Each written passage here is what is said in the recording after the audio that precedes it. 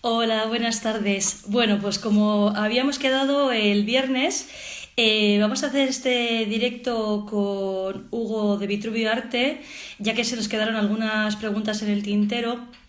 Y bueno, hemos también organizado alguna pregunta más, pues para intentar que os guste, que sea algo entretenido y que pues bueno, pueda ser algo que sea grato en este ratito. Hola, buenas tardes. Hola Hugo, ¿qué tal? Fuimos haciendo preguntas relacionadas más con historia del arte, pero luego también queríamos incorporar alguna pregunta un poco más, para que conozcáis también nuestro territorio, el País Vasco en particular. Y bueno, voy a hacer algunas preguntas sobre el tema. Una de ellas es, por ejemplo, ¿cuál crees, en tu caso Hugo, que ha sido la obra arquitectónica más influyente a nivel peninsular? No tengo ninguna duda en esta pregunta, el Escorial. El Yo Escorial en creo tu que caso. creo que fue la obra más influyente, no solo ya a partir de cuando se construyó a finales del XVI, durante todo el siglo XVII fue un referente clarísimamente, y no solamente a nivel arquitectónico, sino también a nivel de la historia del arte desde una forma global, digamos, ¿no? Todo lo que salió del Escorial, pues por ejemplo la retablística, ¿no? El retablo del Ujú. Escorial fue fundamental luego en retablos que se realizaron en otros lugares, ¿no? Creó, bueno, pues ese estilo clasicista que va a ser tan austero y tan característico de esa primera parte del siglo XVII. Pero es que luego, Ujú. en el siglo XX, como era el periodo glorioso, digamos, de la época de Felipe II, se vuelve a retomar en la posguerra la arquitectura del Escorial, que también pues crea ahí como un estilo muy arraigado, muy consolidado, y yo creo que fue posiblemente la obra que más haya influido desde mi punto de vista, que igual tú nos aportas otro diferente. Sí, de hecho yo voy a aportar otro diferente.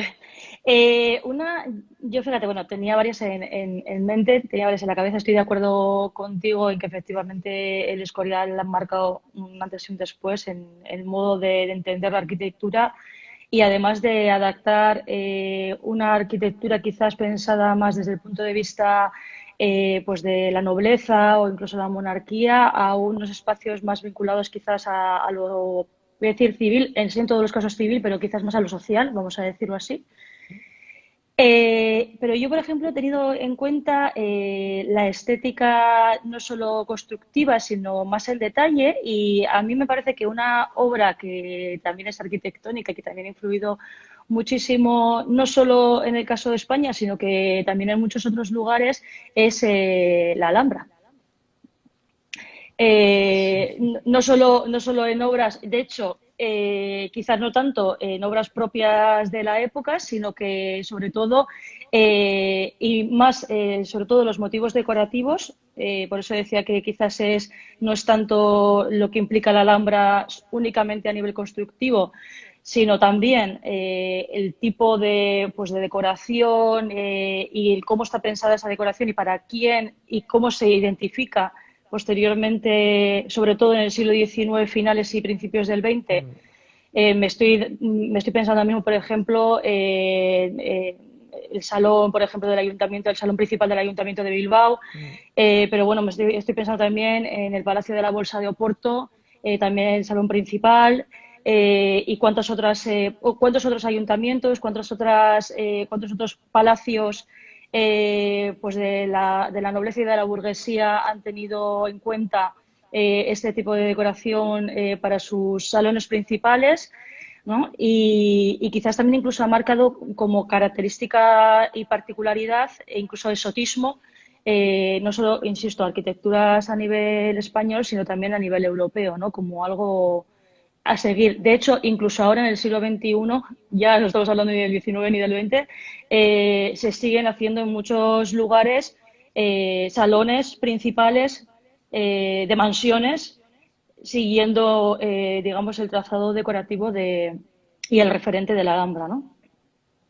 Sí, desde luego que es otro de los grandes referentes, lo que dices, quizá no tanto a nivel de estructura arquitectónica, sino más lo que son las decoraciones interiores. Desde Eso luego que es. estoy totalmente de acuerdo contigo de que es otro de los grandes referentes a nivel arquitectónico de lo que es la influencia que ha podido tener, lo que dices, en los historicismos, pero ya en un sentido muy amplio, casi hasta la actualidad. Sí, estoy de Sí, acuerdo sí. totalmente, sí, sí. Totalmente, sí. De hecho, creo que es algo que incluso, así como hay otros estilos que han podido tener sus épocas de, pues bueno, de estar en pleno auge y luego han pasado un poco a diluirse y a pasar totalmente desapercibidos, yo creo que eso, que la decoración de la Alhambra sigue siendo algo que es recurrente en muchas Mm. ocasiones como símbolo o como imagen de esa idea de la exuberancia, por otro lado también de la elegancia y el exotismo en cierto modo, ¿no? No sé, como incluso una vinculación histórica, ¿no? ¿Eres de las que te posicionas entre dos grandes artistas de una misma época que son rivales? Pues he puesto los ejemplos de Leonardo y Miguel Ángel, Bernini y Ujú. Borromini, Dalí Picasso, Chillida y Oteiza, o si por el contrario, pues te gusta disfrutar de cada uno de estos artistas. Eh, sí, sí, o sea, sí a la segunda parte de la pregunta. Me gusta disfrutar a cada uno de los artistas. Teniendo en cuenta la personalidad que tiene cada uno de ellos. Está claro que todos los artistas que acabas de comentar, dentro de su momento histórico y de su estilo, han tenido cierta rivalidad, sobre todo por cuestiones muy diversas, pero en muchos casos, por ejemplo, se me ocurre en los primeros casos que has comentado, por una cuestión de mecenazgo y de pues bueno, presentar entre sí algo contrario para que los propios mecenas, sea la nobleza, sea la monarquía, sea, pues bueno, sobre todo la nobleza y la monarquía, que te digo los primeros casos, o la iglesia, pues vean algo diferente y por ello sean los elegidos. Pero creo que sería, y vuelvo a la palabra que he utilizado mucho, que utilicé mucho el otro día, un poco reduccionista, el entender la rivalidad como una cuestión de negación del contrario. Es decir, eh, ¿por qué? ¿Con qué necesidad tenemos que hacer eso? ¿No? Es decir, Mm. al fin y al cabo entiendo que cada uno de los artistas tiene sus propios recursos dentro de una época muy concreta y con unas influencias muy concretas. ¿Pues qué te voy a decir? Si es mejor Leonardo que Miguel Ángel.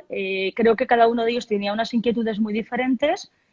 Quizás el caso particular de Leonardo y de Miguel Ángel, pues bueno, podría poner otros. Creo que tenemos lo que dijimos el otro día y tú comentaste muy bien además, a Miguel Ángel, que es eminentemente escultor, pero que luego tiene otras facetas que dejan claro pues, la transversalidad que tenía como artista. Y luego Leonardo, que era una cabeza totalmente caótica en el sentido pero desde el punto de vista más positivo que se puede entender de lo que es el caos, que yo no lo entiendo siempre como algo negativo, sino desde el punto de vista de tener tantísimos intereses interconectados que tenían que ver con la ciencia, incluyendo el arte, porque él el arte lo entendía como ciencia, ¿no? como una ciencia que además era de interés en cuanto a experimentación, que creo insisto, nos perderíamos mucho, sobre todo en nuestro caso, en el caso de los historiadores y las historiadoras, pero también en el caso de cualquier interesado en el mundo del arte, una lectura casi como fanática de unos frente a otros, ¿no? O sea, al final, bueno, pues porque creo que es una confrontación que en ningún término de nuestra vida es grato, ¿no? No sé, un poco más entender a cada uno como lo que son, ¿no? Totalmente En de mi opinión. acuerdo contigo. O sea, es que la pregunta pues iba un poco para romper esos conflictos también, ¿no? Que parece que hay que posicionarse, ¿no? Yo soy de Bernini o yo soy de Borromini o No, siempre, buah, en o de absoluto. Dalí, de Picasso, ¿no? Siempre te puede Ujú, ujú. gustar más la estética de uno, la estética del otro, pero Totalmente, claro. ¿cómo vas a elegir entre Dalí y Picasso? ¿O cómo vas a elegir entre Chillida o Teiza o entre, pues eso, Mm, Leonardo y Miguel Ángel? Bueno, sí. ahí yo quizá me quedé con Miguel Ángel, Sí, a ver, pero pero es una cuestión de por gusto gusto también en muchas estético, ocasiones. Ahí voy. Eso es. pero valoro desde luego lo mejor de la obra de Leonardo, que por cierto, ya lo comentábamos también el otro día, que posiblemente la Mona Lisa, aunque sea ese icono que todo el mundo tiene como referente de Leonardo, bajo mi Mm. punto de vista no es la mejor obra de Leonardo, poco, El ¿no? otro día Creo estuvimos hablando bastante tiempo de la Virgen de las Rocas y, bueno, por eso. e incluso comentábamos, esto lo digo para las personas que nos están viendo, el otro día comentábamos Hugo y yo, ¿no? Del impacto tan fuerte que es en general para los historiadores del arte cuando vamos al Louvre, que una obra tan sumamente rompedora y espectacular y con todo lo que significa, como es el caso de la Virgen de las Rocas, prácticamente la puedas ver tú sola, que oye, qué grato el que puedas estar delante de una obra de esa importancia en tu soledad, vamos a decirlo así, y sin embargo que te puedas que tengas hordas de personas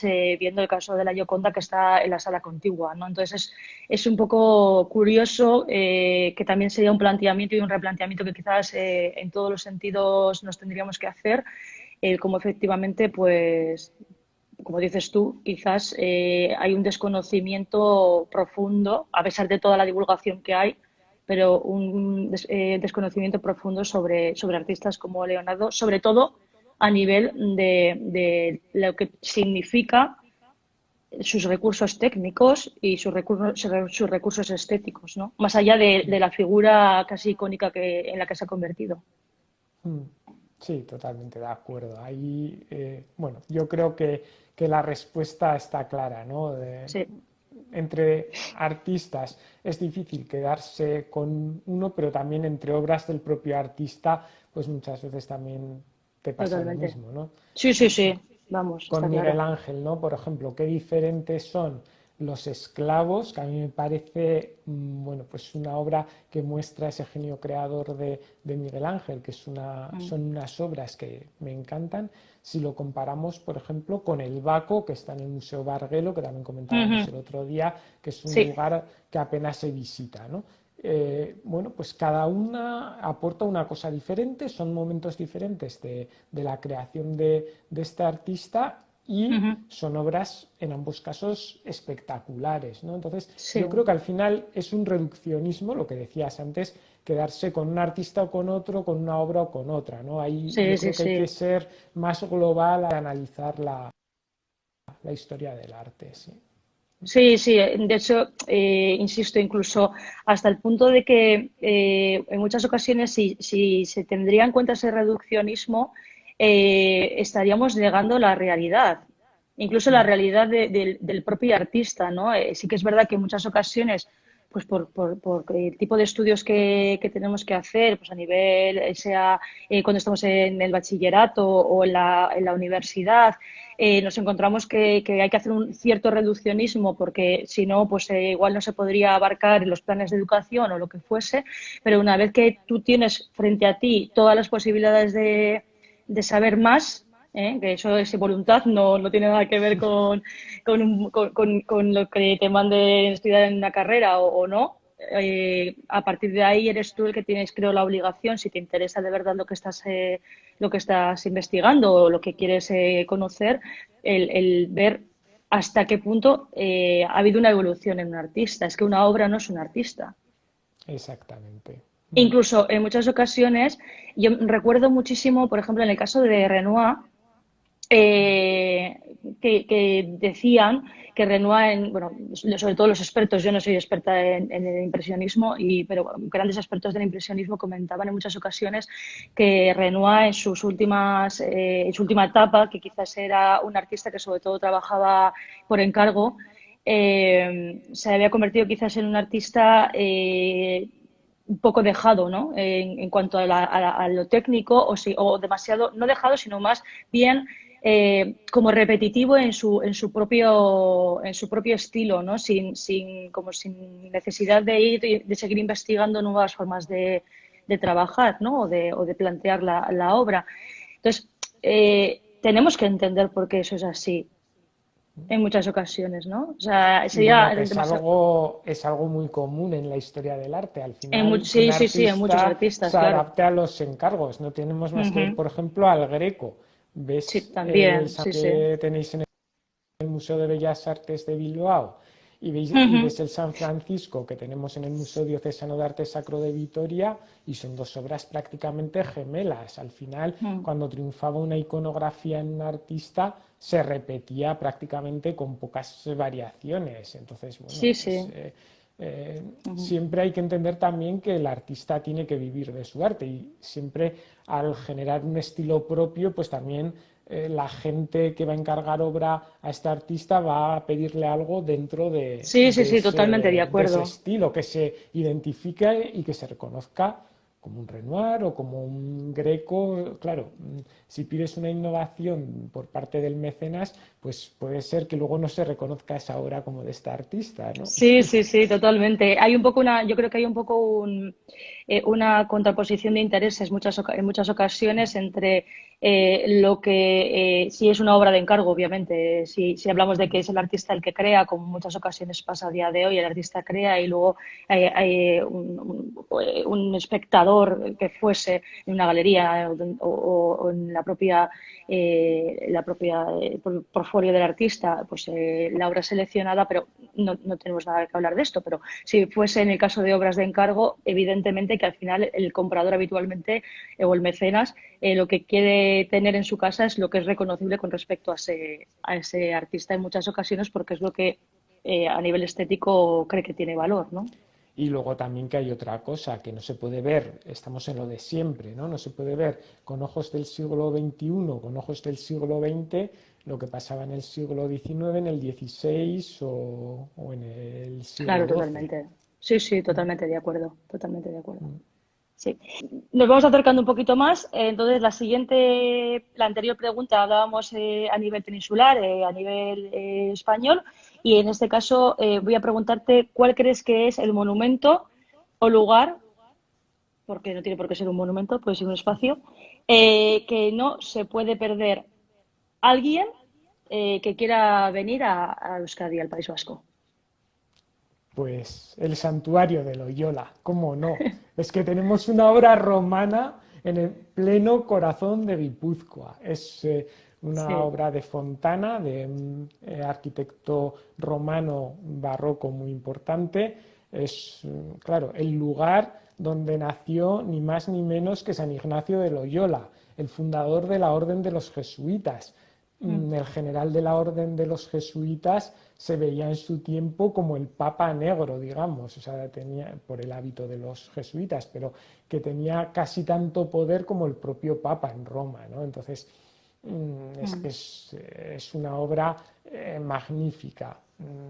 Bueno, pues de hecho es curioso porque Fontana hizo un diseño muy similar a Loyola para un martirium, para una iglesia en el Coliseo de Roma. O sea, ahora mismo Mm. podríamos tener una basílica de Loyola dentro del Coliseo, ¿no?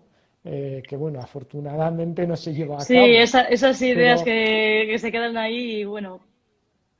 con eso quiero decir que era un arquitecto muy reconocido para Ujú. poder llegar a hacer este tipo de obra y es una arquitectura que luego él, realmente Fontana no llega a estar en Loyola nunca, lo desarrollan los Ibero, unos canteros de la zona, pero que es una obra magistral, planta Mm. centralizada, siguiendo bueno, pues lo que es el modelo clasicista por excelencia, ¿no? Con una decoración en el interior maravillosa, con una taracea en diferentes motivos de jaspe, de mármol, de diferentes colores, que es magistral, o la imagen del propio San Ignacio en plata que tienen ahí en el Ujú. altar mayor, y luego, Sí. bueno, pues todo lo que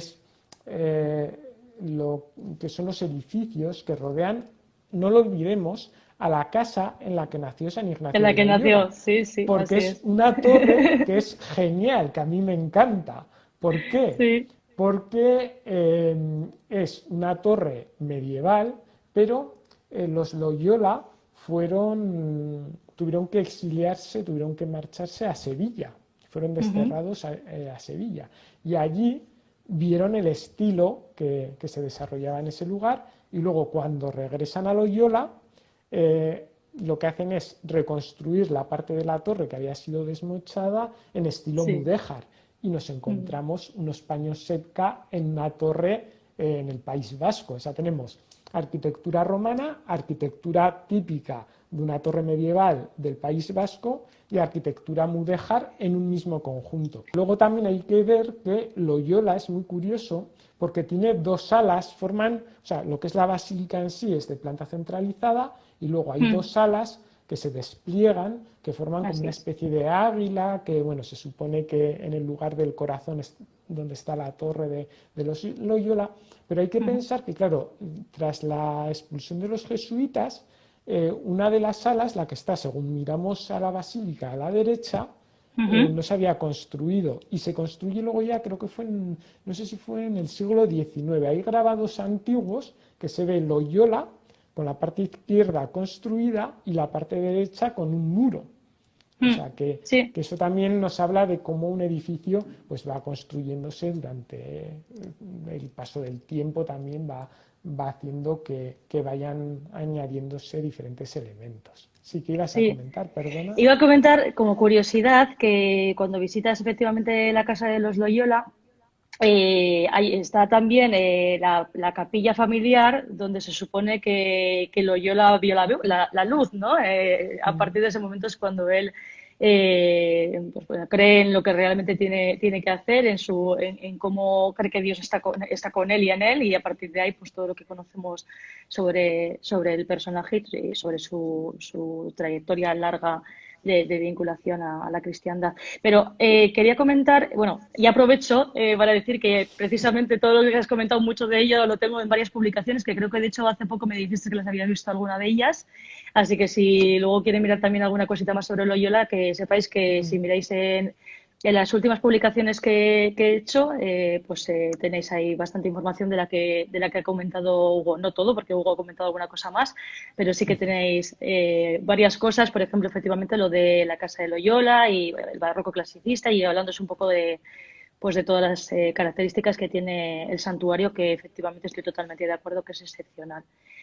Eh, yo, la verdad, voy a tirar otra vez para casa,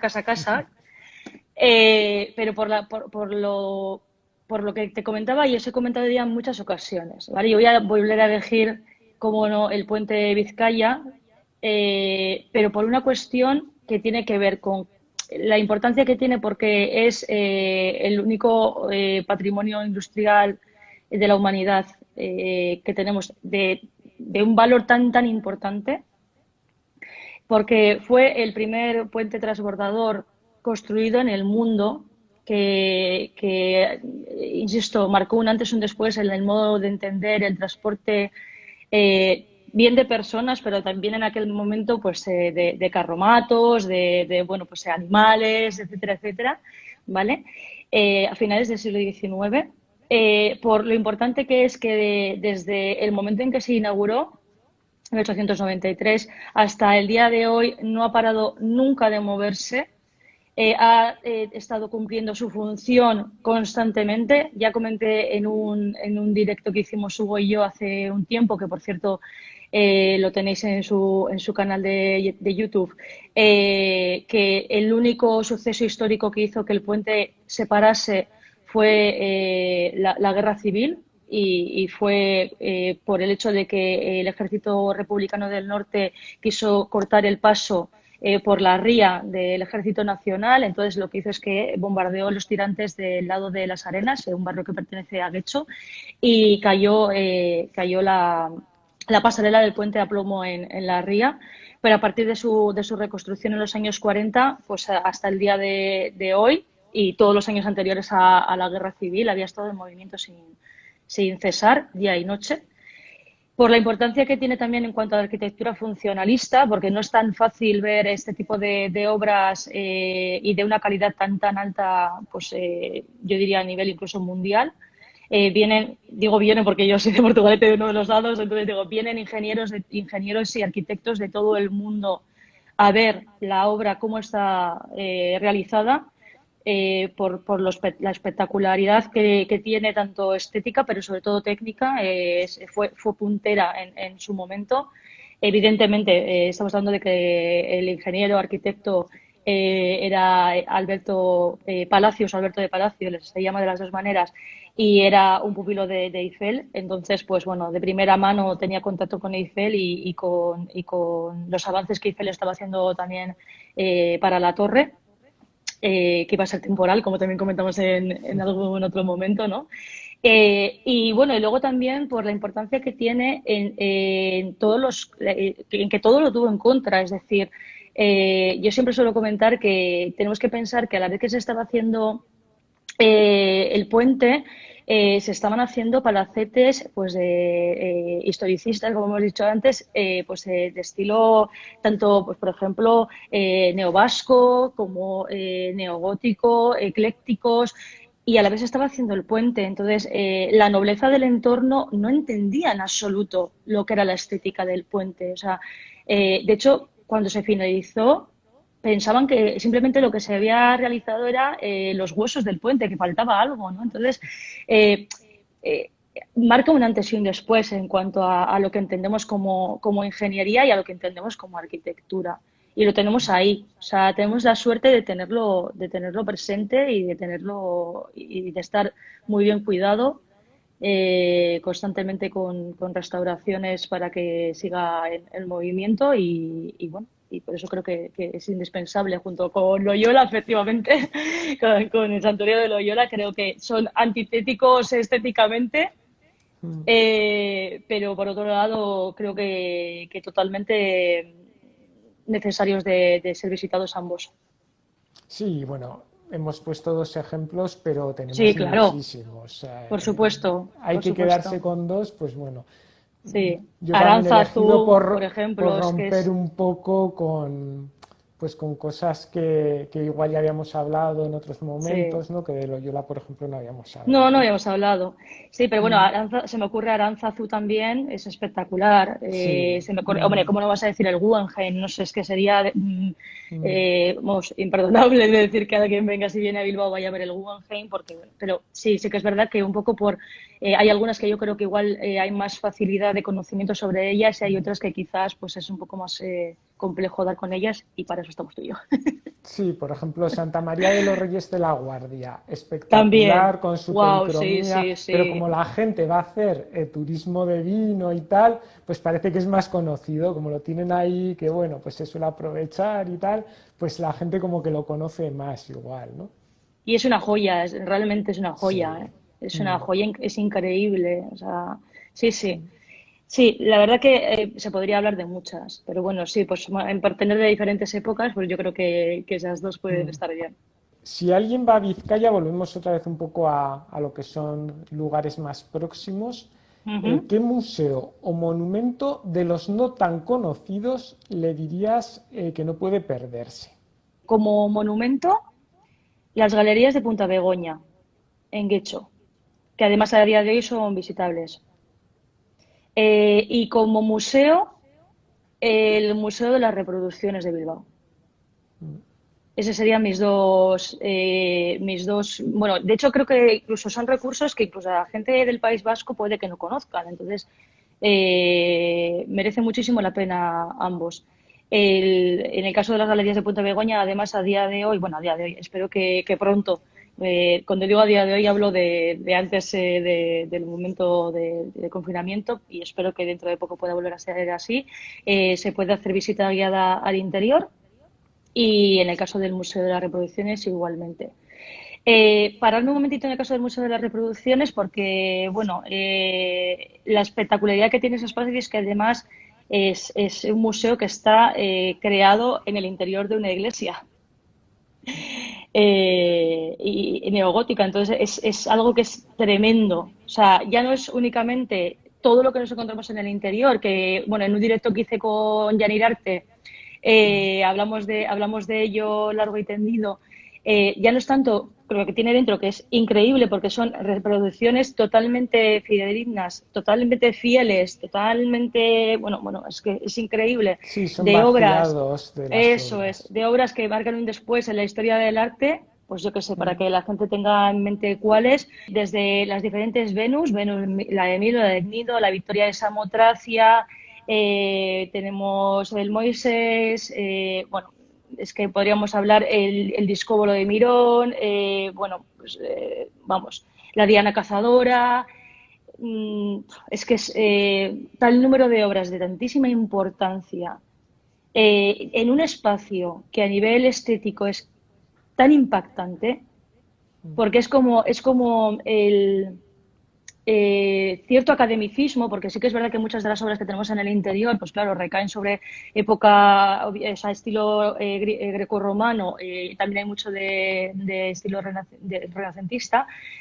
y luego un espacio con unas vidrieras espectaculares, con una estética gótica, bueno, imagínate, ¿no? O sea, es que es algo increíble. Y ya no solo como museo, sino que además hacen, y espero que vuelvan a hacer, varios eventos, espectáculos en el interior, porque al final a día de hoy lo han planteado con un espacio bastante diáfano. Y entonces, pues por ejemplo, se me ocurre que hacen incluso clases de swim. Mm. Se me ocurre por ejemplo, dan clases de dibujo en el que copian directamente de las obras que tienen desde reproducciones.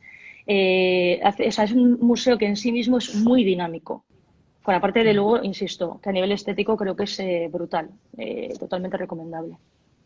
Es un Así que esas museo que, dos. bueno, ya lo comentamos en su día, cuando tengamos oportunidad, pues a ver si reanudamos las clases y a ver cómo se desarrolla un poco el curso que viene, pero sí que me gustaría que, bueno, un día vengas a explicarnos Claro, a mis por supuesto. alumnos y, bueno, pues que podamos hacer una excursioncilla con los alumnos allí y tener un poco de contacto también físico, ¿no? Sí, Cuando nos claro, es que permita la situación.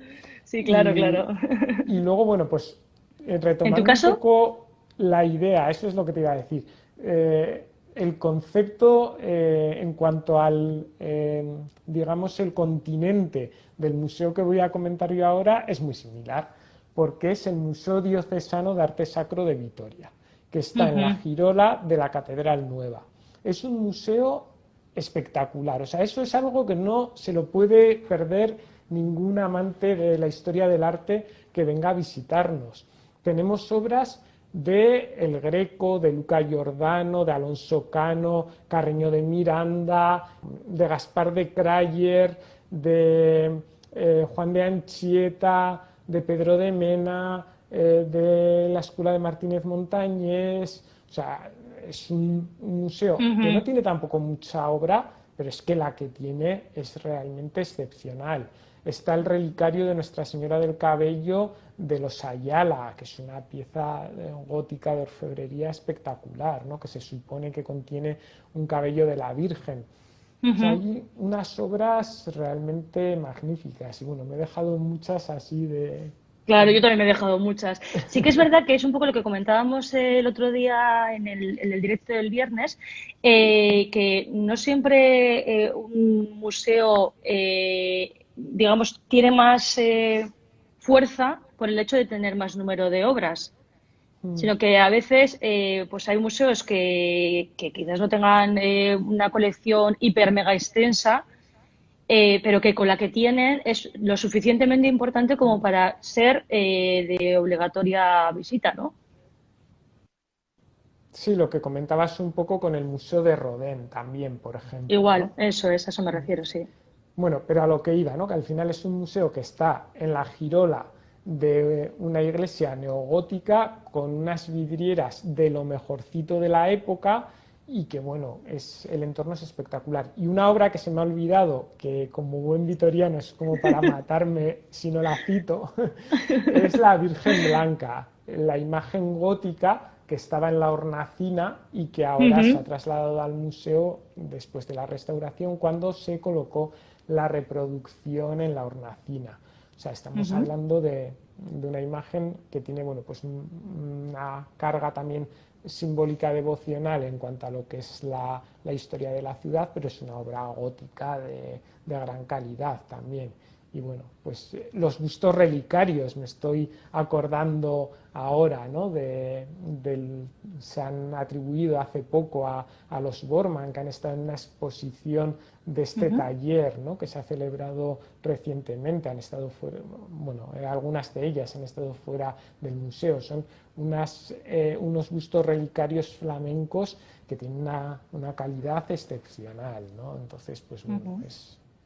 bueno, nos Y en dice cuanto a, Monse y en que le cuanto a monumentos, encanta la Lidia. Virgen Blanca, que Sí. bueno, Monse cuando estuvo por Vitoria le llevé a ver el Museo Diocesano de Arte Sacro, por supuesto, y la Catedral Nueva, que además en la Catedral Nueva, mira, como monumento ya no había pensado uno Es lo que concreto, te iba a pero preguntar, que como monumento, ya que ¿cuál ibas a elegir? ya que estamos aquí, si en la girola, en la parte superior, nos encontramos el Museo Diocesano de Arte Sacro, en la cripta de este monumento tenemos un auténtico museo de escultura modernista. Lo que ocurrió con la Catedral Nueva de Vitoria es Ujú, que bueno, se comienza a construir en un momento en el que se aporta mucho dinero, pero bueno, se hace un gasto desmesurado y se queda a ujú, medias, lo que se conoció mucho tiempo como las ruinas de la catedral, que no eran unas ruinas, que era un edificio que estaba sin terminar de construir. Pero ujú, claro, hasta una altura se construyó siguiendo el plan original, que era muy ambicioso. Y ahí estuvieron trabajando grandes escultores que habían estado incluso trabajando algunos de ellos en la Sagrada Familia en Barcelona. ujú, Como cosa curiosa, la primera huelga de trabajadores que hubo en Vitoria fue precisamente de los escultores de la catedral, ¿no? O sea que, bueno, ujú. pero Sí, sí. más que esta anécdota, yo pondría en valor la escultura modernista que nos encontramos en esa cripta, que veo que Ujú, está activa Monse, que ya es especialista en ese periodo, en escultura además, que estuvo encantada, maravillada, ¿no? Contemplando esa cripta cuando estuvimos. ujú. Ayer concretamente fue el Día de los Historiadores del Arte y la pregunta va precisamente en esta línea, ¿no? ¿Cómo crees que se Vale. valora nuestra profesión? Bueno, creo que es una pregunta compleja. Mm, Lo primero que igual diría es que somos los grandes desconocidos. Habrá otros grandes desconocidos, no digo que no, pero nuestro campo creo que es el gran desconocido. Yo siempre suelo contar, y esto creo que no es algo que solo me suceda a mí, sino que creo que a casi todos y a casi todas nos ha sucedido, ¿no? Y es que cuando tú te planteas que vas a estudiar historia del arte y lo comentas, la gente no sabe a qué te vas a dedicar. O sea, que todo el mundo lo que te dice es, ¿y qué vas a ser? ¿Profesor? ¿O qué vas a ser? Y eso, pero eso o sea, es como que cruzan mucho la información entre Bellas Artes e Historia del Arte. mm, Y yo ya al final, a modo reduccionista, lo que sigo diciendo, porque por desgracia me sigue pasando, es que los historiadores del arte lo que hacemos es intentar explicar lo que los que hacen bellas artes crean. bueno, Para que, reducir mucho, ¿eh? Yo, muy ¿sabes qué te reduccionista, diría? pero para que lo Re- entiendan. Os recomendaría a la gente que vea el vídeo que tenemos tanto Ah, en bueno, claro, por IGTV supuesto. como en el canal de YouTube, tanto Monse como yo lo hemos subido, que estuvimos ayer, pues es que nos planteamos un poco, por eso te he hecho la pregunta, ¿no? Que, Sí, pues que no se nos reconoce como profesionales, participamos en un vídeo además que nos pusiste tú en contacto con la sí, chica, con Zoraida, ¿no? Que sí. nos contactó para intervenir y vimos el vídeo y dijimos, pues es que está muy bien, pero no está del todo claro, ¿no? Y luego Claro, pero por eso estuvimos digo que viendo es también algún reduccionista total, ¿eh? directo, alguna publicación y, y yo creo que ahí hemos intentado diferentes aspectos, ¿no? Que pueden tocar nuestra profesión y tratar de explicarlo, porque es que es algo amplísimo. Claro, En claro, primer claro, por lugar, supuesto. bueno, es el conocimiento de la historia del arte, ¿no? Pues desde la investigación, desde el estudio, desde la divulgación. Mm. Entonces tenemos ahí como varios ámbitos, pero luego también tenemos todo lo que es el ámbito de museología. Tenemos bueno, pues, diferentes ámbitos y luego bueno, es lo que dice, ¿no? Eh, el vídeo que está diciendo ahora Monse, ¿no? Que hemos Ujú. publicado y que tanto en Arte de Fondo como en Vitruvio Arte podéis entrar y podéis verlo, porque yo creo que ahí explicamos bastante bien lo que es la profesión, o por lo menos algunos aspectos, que otros seguro que se nos han quedado también en el tintero, Sí, porque a es ver, yo que, a lo que me refería es que cuando alguien te pregunta, o sea, cuando alguien confunde Bellas Artes con Historia del Arte, que el modo que tengo un poco de que entiendan cuál es el planteamiento de cada uno, o sea, qué es lo que hace alguien que estudia Bellas Artes, que luego es amplísimo también, evidentemente, y alguien que estudia Historia del Arte, pues que entiendan que nosotros podemos tener más o menos prácticas, digamos, sobre técnicas o lo que fuese, pero que realmente nosotros no nos dedicamos ni a pintar, ni a esculpir, ni a hacer diseño, ni a... Por eso comentaba lo de, y ya he dicho que era reduccionista, pero por eso decía que realmente nosotros el planteamiento que tenemos es el estudio, la comprensión, el diálogo con el artista, con la artista, con el patrimonio en general también y con otras muchas cosas, porque efectivamente son muchas más, y no tanto el hecho de ser quizás el que hace el artefacto artístico, el elemento. claro. Y luego, más que por ahí, la pregunta quería enfocarla a cómo crees que se nos valora. Tú Pues además que tienes contacto con el público también, que a mí también me pasa, al sí. final, ¿cómo crees que se nos valora?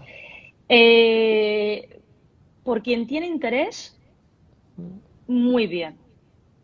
Esa es mi opinión. O sea, es decir, por todo aquel o aquella que realmente cuando va a una visita guiada, a una clase, a una ponencia, me da igual, o a una charla un poco más distendida, o a lo que estamos haciendo tú y yo ahora mismo, que es, pues eso, un diálogo pues, más ameno o más, digamos, más coloquial, creo que muy bien. De hecho, hasta el punto de que creo que el conocimiento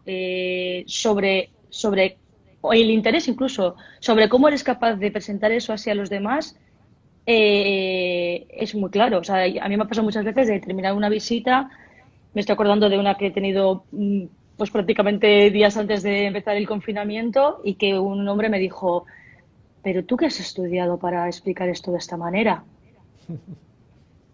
Y me dejó así, digo, pues historia del arte. Dice, es que es increíble, o sea, la forma que has tenido de podérnoslo explicar y de acercárnoslo casi bueno, como si fuese parte de ti, ¿no? Y digo, bueno, es que creo que al final es la forma en la que tenemos que intentarlo transmitir, ¿no? Lo de la pasión que decíamos el otro día también, ¿no? Exacto, que es Y una sentirlo como profesión tuyo. muy pasional, ¿no? Y eso al final Eso se es. nota. Y a ti me imagino que también te habrá pasado muchas veces cuando Ujú. terminas una visita guiada o cuando terminas una clase, pero sobre todo una visita, porque los alumnos al final te conocen del día a día, ¿no? Y en una visita Mm. muchas veces a mí me ha pasado, se nota que uno, se nota que sientes pasión o que lo vives, y dos, se Sí, nota que eres de historia del arte. sí, O sí, sí, sea, totalmente, claro. eso es algo que la Totalmente. gente sí que suele valorarlo Ujú. cuando Sí, a sí, sí, nivel sí. divulgativo. Totalmente, sí. Sí, a ver, creo que una visita guiada se puede plantear de muchas formas, porque es así, pero nosotros creo que el planteamiento que hacemos y la contextualización lleva más allá a lo que cualquier persona tiene delante, ¿no? Es que yo suelo decir que unos simples, bueno, simples, entre comillas lo de simples, pero simplemente unos restos que haya, que muchos pueden pensar son cuatro piedras, ¿sabes? Que es la típica expresión de estas cuatro piedras que a mí me pone enferma, por cierto. pero que es muy habitual, ¿no? Me has traído hasta aquí para ver estas 4 piedras, ¿no? O lo típico, Mm. vas a viajar a ver piedras, que a mí me pone bastante, no me gusta, la verdad, este tipo de expresiones. Eh, pero cuando a alguien le dices, vale, párate y escúchame qué significan, aunque sean para ti estas 4 piedras, de repente es como que ves cómo la gente hace como un clic, ¿no? En el momento en el Mm. que efectivamente abre la mente y te deja explicarle qué es lo que tiene delante. Y hablo de eso, hablo de una pintura o hablo de cualquier otra cuestión artística.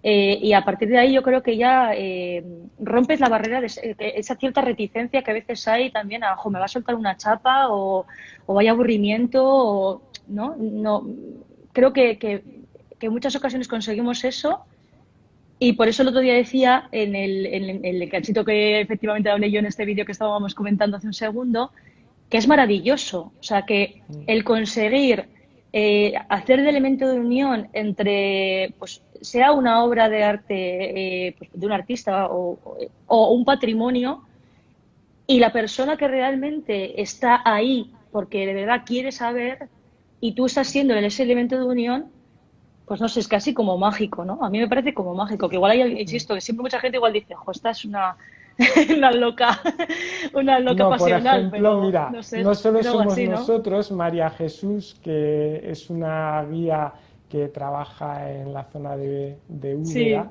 Sí, sí, sí, sí, eh, pues ella nos dice que también la ha pasado más de una vez. Ella también es historiadora del arte al terminar una visita. sí, Y luego eso es. otra cosa importante que ha apuntado Monse es que al final la gente sí que lo reconoce, pero quien lo Mm, tiene que reconocer son las instituciones. Y totalmente de acuerdo tanto con ella. desde el punto de vista de lo que es la difusión, como desde el punto de vista de la puesta en valor de esas obras, ¿no? Sí, sí, Y sí. Uf, tremendamente de lo, acuerdo contigo. lo hemos comentado aquí en el País Vasco, en ese sentido quizás seamos un poco más privilegiados, aunque sí que es cierto que también hay mucha subcontrata y bueno, pero Mm, somos mhm. privilegiados en el sentido de que, por ejemplo, en Vitoria tenemos el, esa Catedral de Santa María, que ha sido una obra en muchos aspectos ejemplar, en otros quizá no tanto. Luego también yo creo que no se ha sabido aprovechar el tirón, ¿no?, para extenderlo a todo lo que es el casco medieval, pero bueno, tenemos Ujú. ahí ese referente que luego también, bueno, pues yo creo que sería interesante hablar pues con las guías, ¿no?, y a ver qué piensan. Porque sí que es verdad que quizás efectivamente la gente cuando una vez que entran y que efectivamente tienen interés, incluso gente que igual no viene con tanto interés, pero una vez que, pues yo qué sé, pues porque la mujer, porque el hijo, porque la prima, oye, acompáñame, ven, para que no tenga que ir solo o sola, y entran y de repente es por eso, y efectivamente lo de mágico que María Jesús y yo estamos bien a decir, es que es mágico porque es que les cambia la cara. Pero sí que es verdad que efectivamente, como bien estamos diciendo, todavía habría que hacer todavía más fuerza a nivel institucional, sí, Y sí. luego también el caso de Bilbao, que eso conoces tú más, ¿no? Como Mm, también el Guggenheim ha sido el motor transformador de lo que ha sido esa reconversión, ¿no?, que se ha mm, producido sí, en sí. Bilbao. Y el Guggenheim es casi un icono, un símbolo, ¿no?, más que un museo en sí, ¿no? Sí, totalmente. O sea, es que ha marcado un antes y un después, pero y es que además incluso un modelo a la hora de entender también que el arte puede ser el motor de transformación. Mm. Hay que decir que efectivamente cuando todo esto se estaba gestando, no todo el mundo estaba de acuerdo, ni todo el mundo tenía consigo el que esto fuese a ser así. Pero una vez que se ha materializado, pues efectivamente nos podemos dar cuenta de cómo el arte puede ser algo que mueva a las personas no solo a viajar, sino a consumir cultura. Y ya no hablo solo de cultura a nivel de un museo, ¿no?, sino todo lo que mueve alrededor, la gastronomía, el folclore, el deporte. que todo ello pues, hace una imagen muy concreta y por eso está siendo estudiada a nivel internacional, ¿no? El famoso efecto Guggenheim. Eh, es un efecto que posiblemente no siempre se pueda conseguir, porque por eso es un efecto, pero sí que al ser un efecto también a su vez es algo que es digno de ser estudiado y de tenerlo como referente. Y ahí Pero se sí, demuestra que el arte no es un gasto, es una no, inversión. O sea, totalmente. el dinero que se invirtió en su día en el Guggenheim o en Catedral de Santa María ha venido a las arcas de las instituciones, bien vizcaínas o bien alavesas, Mm, multiplicado por mucho, ha generado muchísimos beneficios. No solamente lo que dices, lo que es el propio museo, la propia catedral, sino que todo lo que ha generado pues a nivel hotelero, de también, claro, por hostelería, supuesto. restauración, Ujú. y todos los eventos que luego surgen en torno a esto, ¿no? O sea, yo creo que la Totalmente. cultura puede llegar a ser realmente, es de hecho un motor para la economía muy importante, es una inversión. Es una inversión y es una inversión además que quizás es más lenta en el Mm. sentido de ver los beneficios, vamos a llamarlo así, en términos, y para nada soy experta en esto, pero sí quizás lo puedes ver, es más lenta en ese sentido, o sea, y luego incluso el tipo de turismo que genera es diferente, eh, pero con el tiempo se ve que es de calidad, que se mima, que es de... O sea, es otro tipo. Y aparte, sobre todo el enriquecimiento que con ello, ya no hablo monetario, ¿eh? Hablo el enriquecimiento que genera a quien lo disfruta. A quien lo Es, disfruta, sea trabajando o a quien lo disfruta, sea siendo pues un viajero que viene a visitarnos, ¿no? un poco la idea que estás comentando conecta muy bien pues con esa idea tan humanista, tan renacentista del festina lente, ¿no? El apresúrate despacio, que poco a poco, ¿no? O sea, Ujú, pasito a pasito, digamos, vamos haciendo camino, vamos avanzando, ¿no? Y mm, alcanzamos las metas, que no por mucho correr o por mucho intentar correr, las cosas se ujú. van a hacer mejor, ¿no? En el caso, por Sí, ejemplo, de la Catedral de Santa María, llevamos ya 20 años en sí, obras, sí, ¿no? Entonces, sí. eso nos indica un poco lo que estás diciendo, que es un lento, paulatino, pero luego pues genera también unos beneficios. Sí, bueno, el proyecto también de Bilbao Ría 2000, que es un Mm. poco la transformación de Bilbao y de los márgenes de la ría. También, fíjate, pues Bilbao Ría 2000, ya el propio nombre lo dice. Estamos en 2020, lo que implica la limpieza de la ría, que es el elemento vertebrador, la importancia de, pues eso, ¿no? Y es un proyecto que, bueno, ahora sería muy largo de explicar, pero que tenéis mucha información pues en páginas pues de Diputación, del Ayuntamiento de Bilbao, bueno, de Gobierno Vasco también.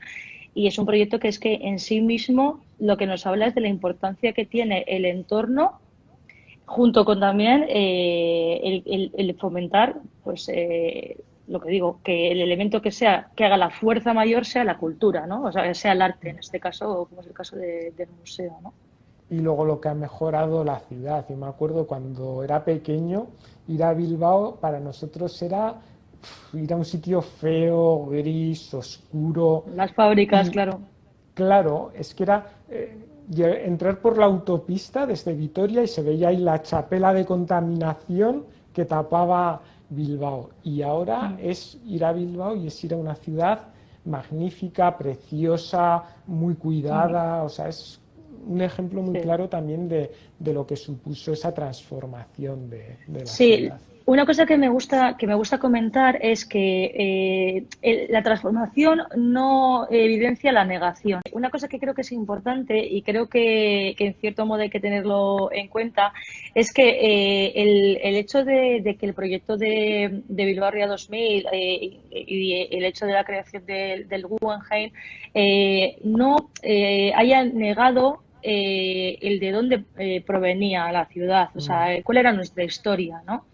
De hecho, ahora, pues bueno, se está haciendo también por parte de Diputación y de Gobierno vasco, pues bueno, la presentación de varios proyectos para presentar, nunca mejor dicho, el patrimonio industrial que tiene, pues tanto Vizcaya como Euskadi en general, porque se sabe que hay un porcentaje muy importante, entre ellos probablemente tú y yo y muchísima más gente, que le interesa conocer pues la historia, el origen pues de industrial porque es patrimonio al fin y al cabo también, ¿no? De Vizcaya, de Bilbao en concreto. Bueno, yo ya he comentado antes también que soy de Portugalete. Portugalete, evidentemente, tiene, pero sobre todo Sestao, que lo tenemos al lado, los Altos Hornos. O sea, nadie puede dudar de la importancia que tiene como patrimonio los Altos Hornos, ¿no? Y tantos otros espacios. Se me ocurre también la Ferrería El Poval en Musquiz. Eh, es que creo que es súper importante. No o sea, primero, para la comprensión del patrimonio y segundo, para la comprensión de la historia del lugar, o bien en el que habitas, como es nuestro caso, o bien que vas a visitar, ¿no? Durante mucho tiempo creo que en general ha pasado bastante desapercibido el patrimonio de la época industrial. Hablando un poco de este tema, a mí me encanta una obra de Aurelio Arteta, yo creo que alguna vez lo hemos comentado, de Ya un sé cuál vas a decir, obrero que está mirando al puente, ¿no? Que se ve el puente de un Borceña. poco, sí, ese mundo industrial, ¿no? Es De ese maravillosa esa periodo, obra. ¿no? Yo creo que es una de mis favoritas, con diferencia. Mm, Sí. Y bueno, es que ya te digo, creo que es un tipo de turismo cultural también muy mm, específico que no niega otro tipo de turismo cultural, sino que creo que es complementario. Y mm, entonces creo que es necesario el investigar sobre él, por supuesto. mm, Sí, sí. Y por lo tanto, por eso decía yo antes el Bilbao del pasado y el Bilbao del presente, que uno no niega al otro. Bueno, hablo de Bilbao, pero hablo de Vizcaya en general, ¿no? No niega mm, una a la otra. Mira, casualmente hoy me hacían un comentario en una publicación que he hecho en LinkedIn en la que salía pues, bueno, el muelle aquí en Portugalete, el muelle de Churruca, y me comentaba una persona, me decía, es increíble el ver cómo ha podido cambiar de entender este paseo como un sitio simplemente de paso para ir a las fábricas, al que a día de hoy podamos seguir admirando las fábricas, aunque ya muchas de ellas estén cerradas, pero se entienda como un paseo recreativo en el que, como os decía el otro día, se puedan ver unas puestas de sol impresionantes, que además sea un paseo saludable y que bueno, que haya muchas personas que vengan y quieran conocerlo, ¿no? Entonces, eso es lo que creo que debe ser, ¿no? No olvidar lo que somos, sino conservarlo y además acomodarlo a las circunstancias en las que vivimos a día de hoy, ¿no? ¿Qué obra que no hayas visto todavía, porque si no mm. sé a cuál te vas a ir, te gustaría ver por lo menos una vez en la vida? Sí que me encantaría ver, por ejemplo, Notre Dame de París, ¿no? Tras el incendio, pues a ver cómo realmente se ha recuperado esta obra, Ujú. o pues un poco para contraponerlo como una catedral gótica que tampoco conozco es la de Chartres, ¿no? Ay, Las una maravilla. catedrales góticas francesas posiblemente sea una asignatura pendiente que tengo que me gustaría mucho poder contemplar Ujú. alguna vez en mi vida. Sí. A mí, un lugar que me encantaría, y, bueno, y aparte arquitectónico también, es el Taj Mahal. Mm, Eh, Creo que tiene que ser toda una experiencia, mm, la verdad. Y luego también, bueno, Capadocia. Capadocia creo que es otro lugar que, dentro de que efectivamente igual a nivel arquitectónico es mucho más sencillo, pero sobre todo por la particularidad del espacio, entendiendo que además, pues bueno, es una adaptación al medio, vamos a entenderlo así. mm, Eh, Creo que sí, pero el Taj Mahal creo que es algo que, por amigos, compañeros que han estado, además, creo recordar que ya en estos últimos años han hecho reducción de aforo para que la experiencia sea mucho más enriquecedora, porque bueno, pues antes pues, igual el aforo era demasiado amplio y quizás la experiencia era un poco más, bueno, pues lo que hemos dicho en muchas ocasiones, ¿no? También en algunos museos o lo que fuese. Pero ahora que por lo visto sí han empezado a regular el aforo, creo que puede ser una experiencia impresionante.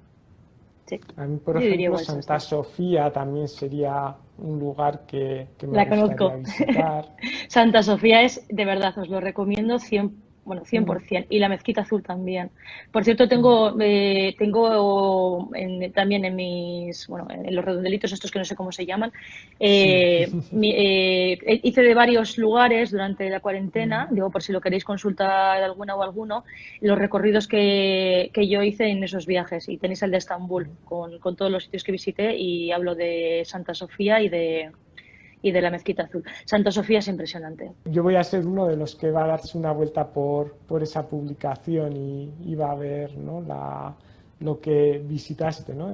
Sí, En a esa ver, excursión, siempre, en ese viaje. siempre comento que en muchas ocasiones son viajes que, evidentemente, siendo más largos, hubiesen sido mucho más, o sea, hubiese visto más cosas y con más profundidad. Muchos de ellos son viajes de 5 o 6 días y bueno, pues quizás pues, son cuestiones que quizás son más conocidas y luego también incluye algunas que quizás son más desconocidas. Para nosotros igual no tan desconocidas porque son como básicos, vamos a decir, pero sí que en general igual son más desconocidas. Pero si tenéis varios, hice creo recordar, de Berlín, de Estambul, Atenas, Rodas, Creta. Tenéis de varios sitios, ¿eh? He hecho, ya te digo, lo tenéis todo marcado con los circulitos estos, que ya digo, no sé cómo se llama, pero seguro que me estáis entendiendo, y cada uno con su Sí, nombre para sí. que podáis verlo.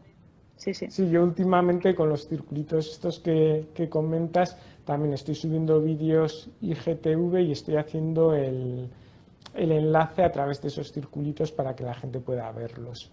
Eso es, sí, es que es cómodo y además se queda ahí. Yo siempre digo, he hecho muchísimas cosas durante la cuarentena vinculadas con viajes culturales y a veces decía, jo, igual la gente dice, jo, pues es que si estamos en cuarentena, ¿qué nos estás haciendo esto? Pero yo no lo hacía con la idea de que fuese algo inmediato, o sea, para alguien que quisiese viajar ya, porque era evidente que no iba a ser así, sino para que eso estuviese ahí para que cuando cualquiera quiera consultarlo, lo pueda consultar, sea ahora, sea para el año que viene o sea pues, en el Sí, momento que o cada si uno en un quiera. momento dado quieres hacer un viaje y no tienes muy claro dónde quieres ir, pues puede ser un Eso es. recurso de ayuda también.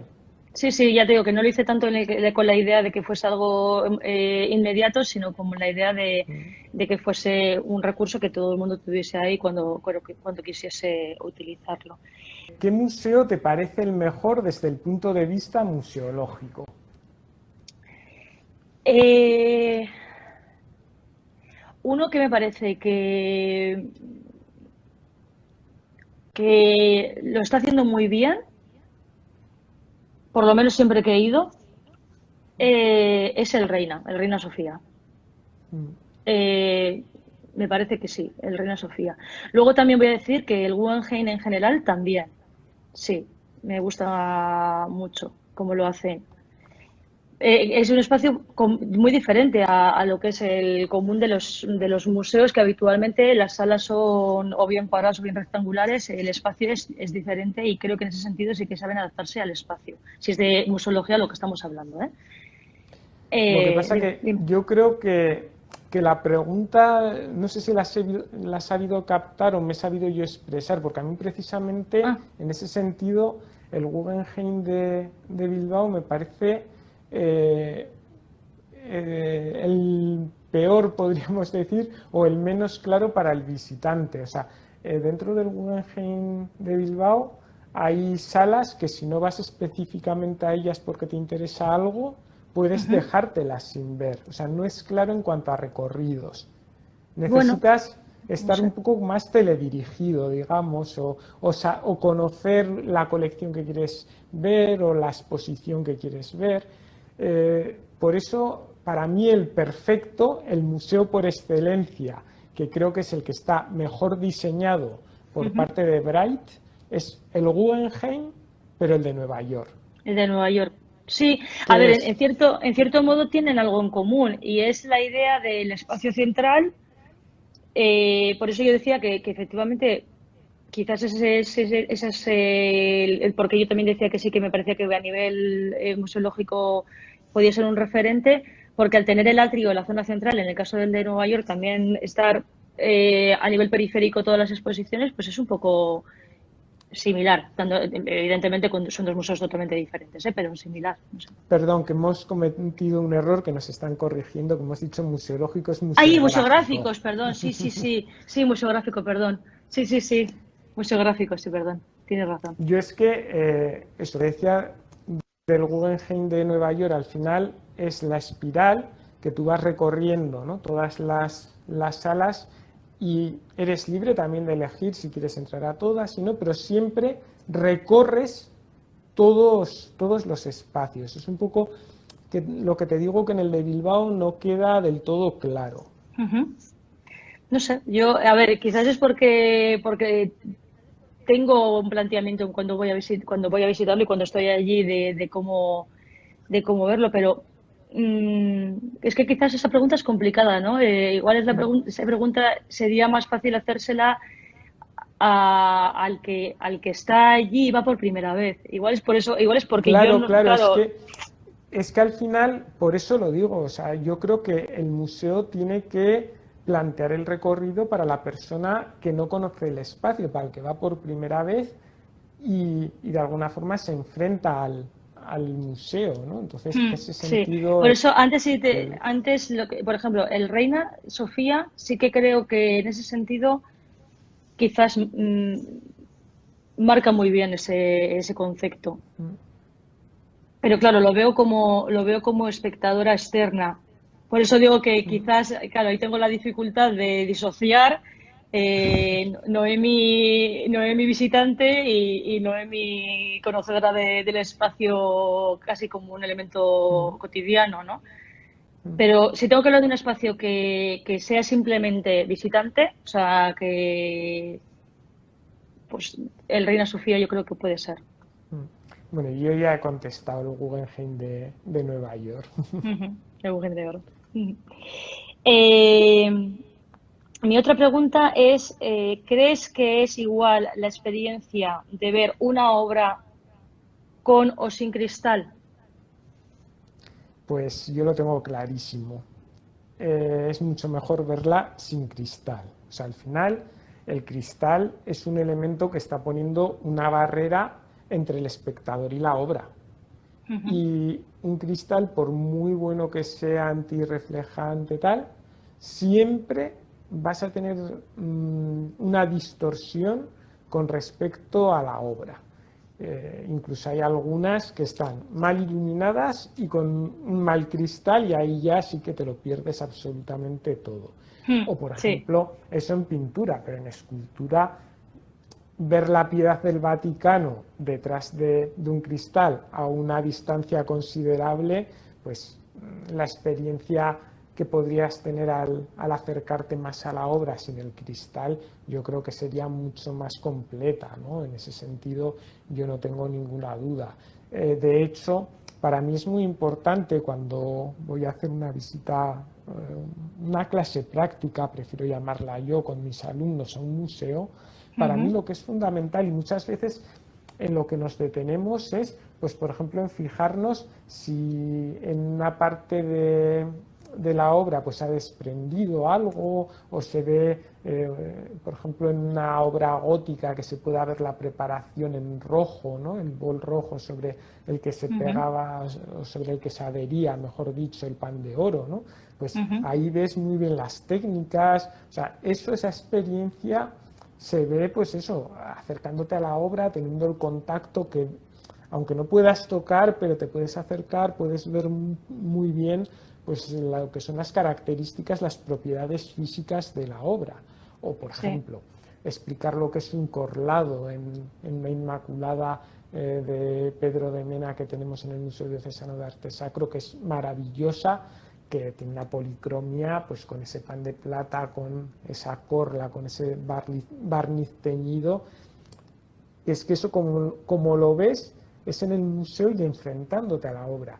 Si te ponen un cristal cubriendo esa obra, no lo vas a apreciar de la misma manera. Desde luego que lo aprecias mucho mejor que en una fotografía en clase, porque al final es también lo que comentábamos el otro día de lo que modifica el ver todas las obras en el mismo formato, en las mismas dimensiones, en un proyector. Pero la experiencia, sin duda alguna, es mucho mejor sin un cristal. Sí, sí. Es que es curioso en muchas ocasiones, ¿no? Hay veces que efectivamente hay en exposiciones, quizás con obras pues bueno, que han sido referente a nivel internacional, que en muchas ocasiones son pues propiedad pues privada, ¿no? Vamos a decir, no es de una institución o un museo, pues se puede dar el caso de que muchas de las obras tengan cristal. Hay en ocasiones que incluso el cristal no viene con la obra, sino que se le exige a los museos que ese cristal se ponga, si se quiere exponer la obra, ¿no? Como parte de, pues digamos, del seguro pues, del seguro de la propia obra durante el tiempo que está expuesta, ¿no? Pero claro, a nivel estético, por un lado, y a nivel, lo que dices tú, de piel, de acercarte a la obra, de poderla sentir, de poderla apreciar, de poderla tratar, de ver la pincelada, de ver si hay un trampantojo o un arrepentimiento o hay lo que dices tú, ¿no? Pues diferentes capas si, pues ahí pierdes muchísimo de la experiencia cuando hay un cristal por medio, ¿no? Además de que efectivamente estoy totalmente de acuerdo contigo, que no solo lo que en muchas ocasiones sucede es que aparezca un cristal, sino que en muchas ocasiones, cosa que ahí sí que ya no lo puedo entender en ciertos niveles, aparezca un cristal brillo, que eso ya es el sumum del dolor de corazón que te puede entrar cuando vas a una exposición y te encuentras eso, y que es complicadísimo, complejísimo iluminar, o sea, de iluminar, perdón, de iluminar, ¿no? Porque los reflejos son totalmente Sí, insalvables, ¿no? O lo que hemos sea, comentado al principio, lo que he comentado cuando me has hecho la pregunta al final del brillo, de la iluminación, etc. insalvables, eso es que Pero son ojo, insalvables. hay algunas técnicas en las que la exposición de la obra es indispensable que tenga un cristal, que es la técnica del pastel, por ejemplo. Claro, sí, sí, no, claro, por supuesto, sí, sí. Pero, por ejemplo, hablo de lo que estábamos diciendo antes, ¿no? Pues desde la apreciación, bueno, en escultura eh, quizás hay casos muy, muy sonados y muy conocidos. Luego hay otros que no tanto, pero eh, claro, para empezar, bueno, tendríamos que empezar por hablar de que la escultura en sí misma debía ser creada para ser tocada, pero bueno, eso ya es clarísimo que por cuestiones de conservación y todo esta polémica que genera, etcétera, etcétera, pues bueno, lo vamos a dejar para otro momento. Pero en el caso de la pintura, ya hablando de la pintura en particular, pues sobre todo el caso de óleo, de acrílico, eh, creo que diezma bastante o que mengua bastante la sensación de conexión con el espectador, porque lo que te digo, sobre todo porque tenemos que andar salvando los brillos para ver si somos capaces de apreciar en muchas ocasiones la obra, e incluso cuando el cristal es un cristal mate, es un cristal que sea el adecuado, igualmente creo que es una traba, sigue siendo una traba. Una Sí, traba al final es de piel, ¿no? es una Una barrera barrera. física entre el espectador y la obra. Totalmente. ¿En qué lugares ha sufrido el síndrome de Stendhal? Pues mira, casi siempre en los grandes museos me ha pasado en el British, me ha pasado en el Louvre, me ha pasado en el Prado. eh, luego en la Santa Croce también me ha pasado. Sí, pero yo diría que sobre todo, en los grandes museos. En los grandes museos, cuando hablo de grandes museos, a ver, hablo de capacidad de colección y de exposición, ¿eh? No grandes, o sea, no es es cuestión más de número de piezas y de tamaño del museo que de otra cuestión. Pero sí, particularmente en el British me ha sucedido. Bueno, yo Sí, particularmente tengo uno, me ha pasado en el Prado, me ha pasado lo que dices, en grandes museos, pero en el que salir realmente con una sensación de agobio total es un museo que si antes hablábamos de esos criterios expositivos y museográficos, a mí me parece tal cúmulo de obra que sales borracho sí o sí de ese museo o de ese palacio que es el Palacio Pitti. El también. Palacio Pitti es Sí, sí. horror Claro, vacui, o sí, sea, es verdad, no me lo acordaba, pero tienes sí. un Rafael por allí, un Rivera por el Sí, otro sí, sí, lado y sales totalmente. como, ¡buah! O Es sea, verdad. totalmente abrumado y Claro, es un poco la idea, agobiado. la idea expositiva casi decimonónica, ¿no? Como de Total. coleccionismo. Sí, sí, sí, o sea, totalmente. O sea, es casi todavía a día de hoy es casi la idea de, pues eso, de más de coleccionismo pues eso, la idea de criterios museísticos o... Sí, sí, totalmente. Ahora que lo estás diciendo, sí que es verdad. El problema que tiene eso, y a ver si coincidimos en esto, es que no eres capaz al final de fijarte en nada, sino que al final estás Para mirando nada. en todo, o sea, no hay un disfrute por el hecho de que por lo menos yo, que necesito quizás centrarme bastante en las cosas, a la hora de, sobre todo en arte, a la hora pues de apreciar y de disfrutar, porque es como que siempre tienes la sensación de que algo que tienes alrededor va a ser todavía más importante de lo que te estás fijando o que va a tener, o que estás todo el rato como nerviosa, ¿no? Será esta, y ahora miras efectivamente y estás como rato sobresaltado, ¿no? ¡Ay! Una obra de Rafael, ¡ay! Una obra de no sé quién, ¡ay! Y sí que es verdad que es duro, ¿eh? No disfrutas, yo creo, con la misma. Y luego que tienes, pues eso, un Rafael, por ejemplo, que lo tienes que mirarlo como hacia arriba o tal, o sea, que no, que son grandes obras de la historia del arte y no las Sí, aprecias sí, realmente. sí. Y mira, yo en ese sentido, que ya sé que no estás de acuerdo conmigo porque alguna vez lo hemos hablado en su día por LinkedIn hace tiempo, no sé si te acuerdas, el tema ¿Cuál? Dímelo. de la exposición del museo de la exposición de la colección, mejor dicho, permanente del Museo de Bellas Artes de Bilbao, ¿no? Ese abecedario El de Carmen ABC. Uribe. A mí la sala de retrato, al final el criterio es un poco ese Hmm. y yo es que lo que dice, sales como abrumado y hay retratos buenísimos o había retratos buenísimos Sí, sí, en hay, esa sí. sala y no los aprecias, ¿no? Y pues es una pena, ¿no?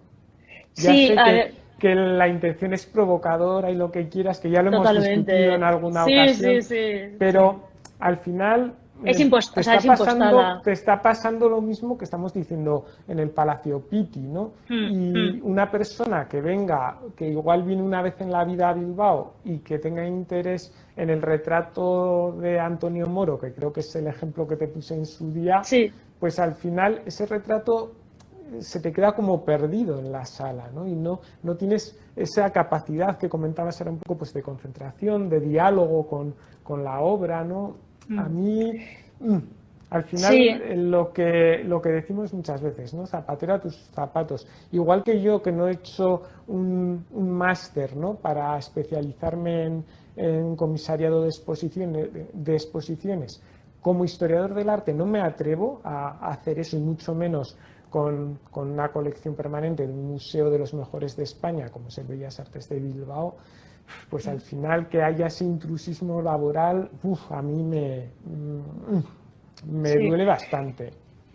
Mira, creo que, claro, es que supongo que efectivamente volvemos otra vez un poco a lo que te comentaba antes. Sí, efectivamente, sí dices, no, y además es que creo que es lo mismo que te contesté también, pero bueno, mira, ya sale la colación y así también lo podemos hablar aquí con el resto. quizás si efectivamente eres una persona que no vas a volver a Bilbao, que es tu viaje, pues yo que sé, que vienes de vete a saber dónde, y lo ves, pues igual te puede llegar efectivamente a chocar, ¿no? O incluso a abrumar, efectivamente, o que te cree esa idea como de Stendhal, ¿no? Claro, vista desde la perspectiva que te comentaba yo, que es el conocimiento de de la colección previo, tal y como estaba presentado anteriormente a ABC y ABC, yo creo que lo entiendes a nivel expositivo, me refiero como una alternativa. O sea, creo, ¿eh? O sea, pero insisto, no sé si me gustaría que toda la vida estuviese expuesto así. O sea, no es una cuestión de que crea que tenga que quedarse así para siempre, sino que creo que, y hablo, y por eso estoy especificando, hablo del caso de gente que somos pues, del entorno, ya no te voy a decir de Vizcaya ni del País Vasco, igual puede ser de Santander y que pues, te pilla una hora y vas a verlo de vez en cuando, tal. Creo que como en esa particularidad, que creo que es en la que, por ejemplo, yo me sitúo, la puedes llegar a comprender. O sea, puedes llegar a incluso disfrutar viéndola. Ahora, no sabría decirte, que creo que también es lo que te dije en aquel momento, si sería algo que a mí como no te voy a decir ni como, tan siquiera como historiadora del arte, sino como simplemente como visitante del museo, me gustaría que estuviese así para siempre.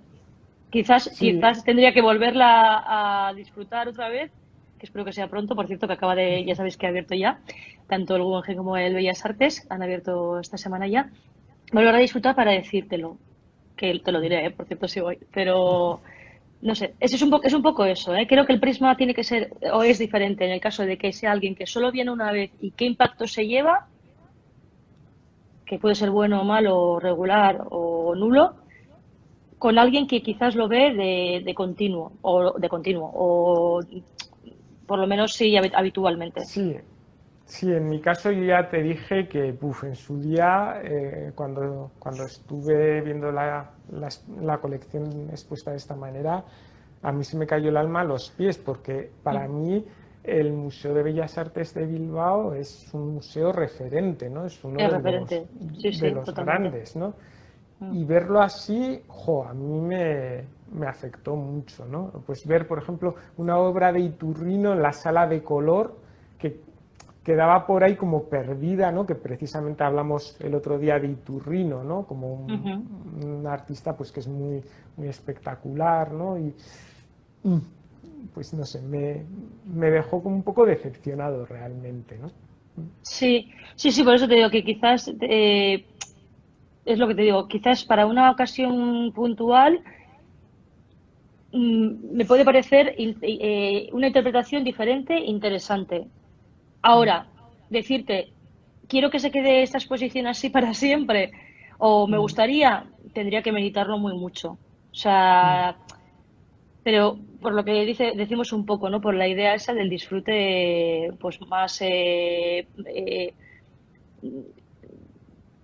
intimista, voy a utilizar esa mm. palabra, del espectador con cada una de las obras, o por lo menos con la obra que esa persona considere que quiere esa intimidad. ¿Qué lugar recomendarías para hacer un viaje cultural? Mm. Pues bueno, quedándome en casa, recomendaría, por supuesto, un viaje al País Vasco, ¿no? Y a nivel, pues un poco más global, Rávena. Rávena es un destino que a mí me encantó, me dejó totalmente, bueno, pues encantado, maravillado ante una ciudad patrimonio de la humanidad que no está explotada todavía de una manera brutal de cara al turismo y que Ujú, todavía ves la vida de la gente de Rávena que se desarrolla en la ciudad, digamos, histórica, ¿no? O sea, ujú, tú pasas por Rávena y ves todavía la vida, ¿no? de la ciudad. Y es un destino que a mí me encantó. ujú. Yo obviamente también el País Vasco, os recibimos con los brazos abiertos. Y a nivel internacional, una que me sorprendió muchísimo para bien fue Bruselas. Bruselas me sorprendió bastante. Bueno, Bélgica en general me sorprendió. Me gustó muchísimo, tengo que decirlo. En particular, Gante me pareció excepcional. O sea, mucha gente habla de Brujas y Brujas está muy bien, pero desde mi punto de vista, Gante es una ciudad. ¿Te acuerdas cuando hablábamos de Florencia como una ciudad para vivir? Pues Sí, Gante creo que es otro lugar en el que sería súper grato vivir, la verdad. Es una ciudad universitaria, bueno, pero además es que tiene una calidad de vida y luego aparte el patrimonio que tienen y es increíble. Pero como ciudad, digamos, de gran formato, vamos a decir, una gran ciudad, Bruselas también la verdad que me llamó muchísimo la atención, me gustó mucho. Sí, luego podría voy decir a muchas tener, otras, ¿eh? voy a tener que hablar con mi primo Gorka, que está viviendo allí, que es arquitecto, que está trabajando allí, porque no he visitado esa zona y me estás animando a hacerlo. O sea, que Sí. cuando pase esto, a ver si hablo con él y le hago una visita y de paso conozco Sí. Bélgica. No, pues lo mismo que os he comentado antes, no recuerdo, fíjate, ahora de repente, según te estaba hablando, estaba pensando, ¿hice el circuito también de Bélgica? No lo recuerdo, igual sí, pero si no, igualmente, tanto en tu caso como quien quiera me puede preguntar. Sí que es verdad que fueron viajes, tanto, como os he comentado antes, bueno, varios de ellos, el de Estambul, y estuve en Berlín también, y este de Bélgica fueron de 5 o 6 días, o sea que, bueno, pues hay que entenderlos así, ¿vale? No son viajes de larga estancia, pero vamos, que me podéis preguntar y yo os digo lo que vi y os informo pues de todo lo que queráis, incluso de hoteles, restaurantes o cosas que a mí me parezca que son interesantes, os puedo ayudar. O sea que en ese sentido me mandáis un mensaje directo, tanto, bueno, contigo hablamos por teléfono, pero Sí. el resto me mandáis un mensaje directo y no tengo ningún problema en echaros una mano. Y estoy viendo que nos ha quedado una pendiente, no sé por qué se nos ha quedado perdida, que era una tuya, ¿Ah, que sí? ¿Una es, mía? sí, ¿Cuál? hemos hablado del monumento de Euskadi, pero no hemos hablado del de Vizcaya o el de Álava. Ah, sí, sí, porque bueno, sí, sí es verdad, sí. Eh, bueno, pues si quieres, yo lo he dicho un poco en el caso de las galerías de Punta Begoña, he hablado, tú has Mm. hablado también de la catedral, por eso lo había más o menos, me la había saltado porque habíamos estado hablando de ellas. Pero bueno, si quieres recomendar alguna más Sí, de es Álava, que yo había elegido Estíbaliz, que ah, es que vale, claro, pues Estíbaliz entonces dilo. es un sitio que hay que visitar, que no os podéis perder. Es una basílica románica que, bueno, pues tiene una portada especiosa, magnífica, de influencia borgoñona, que va a ser un referente de cara a lo que es el románico en el País Vasco. Es una iglesia con 3 ábsides, tiene también una pila bautismal maravillosa y luego los capiteles del interior trabajan unos talleres de cantería muy, muy buenos. Entonces yo creo que para terminar esa recomendación a que vengan a Estíbaliz, que además, bueno, está muy cerquita de Vitoria, está a escasos 10 kilómetros, y allí, bueno, pues también hay una zona de esparcimiento, ¿no? Pues con una zona de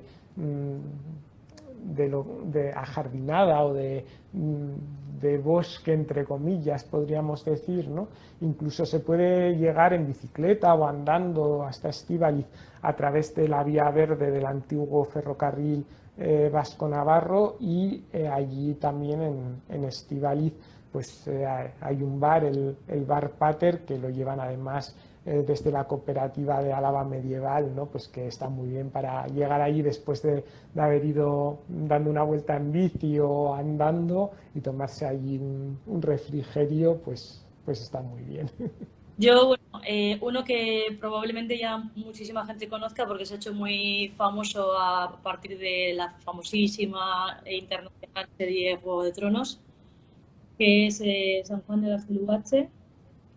Como novedad es el hecho de que ya Gobierno vasco y Diputación han regulado el acceso. Justamente en febrero hicieron pues un estudio de la capacidad, pues digamos, más de confort de visita y del peso específico del número de visitantes que puede soportar el espacio, porque ya sabemos que con la serie se había convertido casi en un icono a visitar. Entonces, pues bueno, para la conservación de un espacio que es excepcional, bueno, único, yo diría, y evidentemente en el caso de que vengáis a Vizcaya, lo que sí que es verdad es que, como digo, se está regulando el número de visitas que puede recibir pues, diariamente, para que todo el mundo pueda disfrutar de él, como se ha hecho esta regulación del número de visitas que va a poder recibir el espacio durante el día, que es interesante que si lo van a querer visitar, que podamos movernos entre comunidades autónomas o, bueno, en el caso de que se venga de otro país, pues que siempre estén pendientes pues de si tienen ese día que quieran visitarlo, acceso o no. O sea, hasta hace un poco tiempo lo que se estaba haciendo es dar como si fuese unos tickets para poder acceder que se cogía por vía telemática a través de internet. Ahora mismo supongo que una vez que se ponga otra vez en funcionamiento, pues se irá por ahí o habrá que coger, pero bueno, cita previa probablemente haya que coger otra vez. Como digo, para regular. Bueno, en el caso de San Juan de Gaztelugatxe, a mí lo que me pasó es, claro, yo había ido alguna vez incluso con autobuses, ¿no? Cuando trabajaba con Guías Artea, y estábamos allí solos, o sea, ibas allí, ibas hasta la ermita o algunos grupos que se quedaban en el mirador y no había absolutamente nadie. Y estuve, cuando vino Monse, que tenían ganas de ir, vino con unas amigas y fue, vamos, aquello parecía una manifestación de la cantidad de gente que había. Por y eso. Al final, esa masificación del turismo, que a mí me parece genial que se haya controlado el aforo de una manera pues más rigurosa, porque al final la experiencia que tienes con el espacio pues no es la óptima, no es la mejor posible. No, Yo no, creo que la masificación en el turismo no es buena, ¿no? O sea, no, no, hay que controlar también un poco eso, porque no, esa idea que hemos comentado de inversión, no por intentar sacar el mayor beneficio posible, venga, vamos a dejar aquí abiertas las puertas a todo el mundo, porque al final pues nos encontramos con este tipo de experiencias pues que al final no son las más adecuadas, ¿no? Para poder disfrutar del monumento. Sí, sí, totalmente de acuerdo. De hecho, ya es que tiene que ver, desde mi punto de vista, con la experiencia como visitante, seas local o vengas de otro lugar, porque al final creo que hay que tener también la perspectiva esa, ¿no? Del disfrute del patrimonio desde el punto de vista local y desde el punto de vista de quien pueda venir a visitarnos y quiera también disfrute, lo que decíamos antes también de tú a tú, ¿no? Con el espacio y en este caso con el patrimonio. Por otro lado, es que también es necesario por la preservación y la conservación de ese patrimonio, porque si todo el mundo queremos cuando vamos verlo en su mejor versión, es necesario que se mida el número de personas que puedan estar en ese espacio, porque cualquier persona que pase el espacio es un impacto. Cuanto más gente, más impacto. Por lo tanto, es necesario, evidentemente, que eso se regule.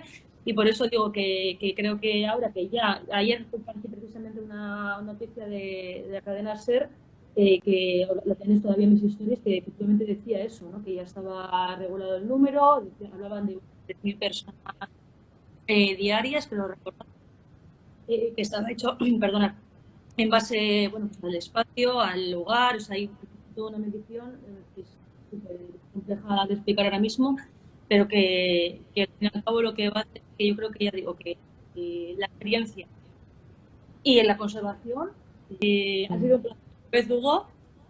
Igualmente, sí. Espero que nos veamos pronto y Seguro que sí. agradecemos como siempre a todas y a todos los que habéis estado con nosotros. Y bueno, os emplazamos a que próximamente podamos volver a vernos por aquí. Muy bien, pues hasta la próxima. Hasta la próxima. Muchas gracias a todos. Hasta luego.